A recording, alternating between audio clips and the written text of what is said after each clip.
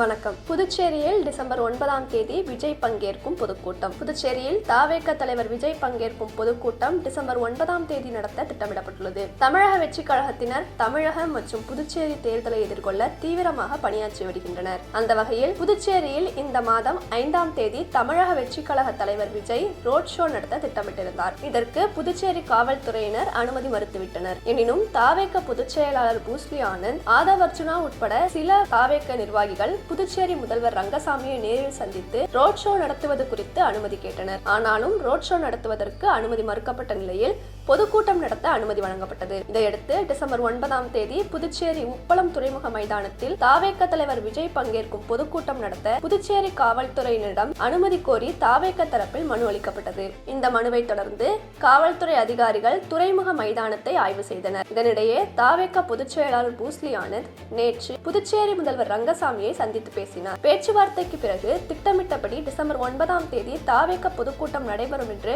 செய்தியாளர்களிடம் பூஸ்லி ஆனந்த் தெரிவித்தார். இதையடுத்து உப்பளம் துறைமுக மைதானத்தை சீர் செய்யும் பணியை நேற்று தமிழக வெற்றி கழகத்தினர் தொடங்கினர். மேலும் இந்த மைதானத்தில் மேடை ஏதும் அமைக்காமல் பிரச்சார பேருந்திலிருந்தே தாவேக தலைவர் விஜய் பேசுவார் என்று தாவேக தரப்பில் தெரிவிக்கப்பட்டுள்ளது. மேலும் தாவேக தலைவர் விஜய் பங்கேற்கும் இந்த பொதுக்கூட்டத்திற்கு காவல்துறையினர் சார்பில் பல்வேறு கட்டுப்பாடுகளும் நிபந்தனைகளும் விதிக்கப்பட்டுள்ளது. மைதானத்தில் பொதுக்கூட்டம் நடக்காத பகுதியை முழுமையாக மறைக்க வேண்டும். துறைமுகத்திற்கு செல்லும் சாலையை போக்குவரத்துக்கு பயன்படுத்தும் வகையில் விட வேண்டும். கூட்டத்திற்கு அதிகபட்சமாக 5000 பேரை மட்டுமே QR கோடு முறை மூலமாக அனுமதிக்க வேண்டும். விஐபிகளுக்கான ஆம்புலன்ஸ், தீயணைப்பு வாகனங்களையும் பொதுமக்களுக்கான தீயணைப்பு ஆம்புலன்ஸ் வாகனங்களையும் தயாராக நிறுத்த வேண்டும். மேலும் கார் மற்றும் வாகனங்கள் செல்வதற்கான தனி வழியை ஏற்படுத்த வேண்டும். பொதுக்கூட்டத்தில் கலந்து கொள்ளும் 5000 பேரையும் 10 கேபின்களாக பிரித்து ஒரு கேபினுக்குள் 500 பேர் வீதம் அமர்த்த வேண்டும். அவர்களுக்கு தேவையான குடிநீர் வசதிகளையும் முறையாக செய்து கொடுக்க வேண்டும் உள்ளிட்ட பல நிபந்தனைகளை தாவேகவினருக்கு புதுச்சேரி காவல்துறையினர் விதித்துள்ளனர். இது போன்ற செய்திகளுக்கு ECR TV சேனலை சப்ஸ்கிரைப் பண்ணுங்க.